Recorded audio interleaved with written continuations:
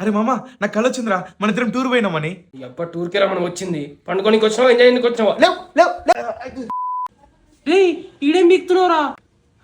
Actually మన hotel మంచిగా ఉంది మామ, ఇంకా బయట చూస్తే చూడకపోతే ఏంది, ఈయనే ఉందాం. హోటల్లో ఉండే నీకు వచ్చినామారా మనం? పోయి అందరు బాత్రూమ్లు కడుగుపో. చాలా నడుబే, పోయి రెడీ అవు. అరే ఈ రోజు మనం 2 దిక్కులు కవర్ చేయబోతున్నాం రా. ఇటు దిక్కుపోతే మ్యూజియం వస్తుంది, ఇటు దిక్కుపోతే చెరువు వస్తుంది. ఫస్ట్ మనం చెరువు కవర్ చేద్దాం పదా. అబ్బా ఒకటే రోజులు అన్ని దిక్కులు ఎందుకురా, ఓ పని చేద్దాం, ఇవాళ ఈ దిక్కుకు పోదాం, రేపు ఈ దిక్కుకు పోదాం. అలా వేసే దిక్కు లేకుండా పోతాం. వచ్చింది 3 రోజులకి, 30 రోజులకు కాదు రా.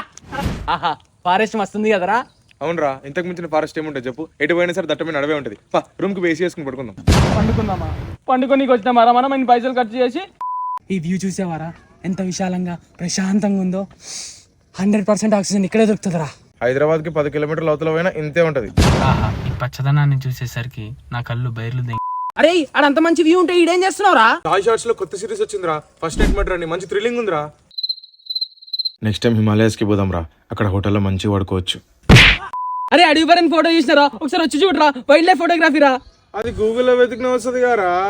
నెక్స్ట్ టైం నీతో బొంగు కూడా రానరా, సోలో ట్రావెలింగ్ పోతా, ప్రశాంతంగా ఉంటుంది నాకు. అంతేనారా గోపి, నన్ను ఒక్కని వదిలేసి పోతావా రా? నీ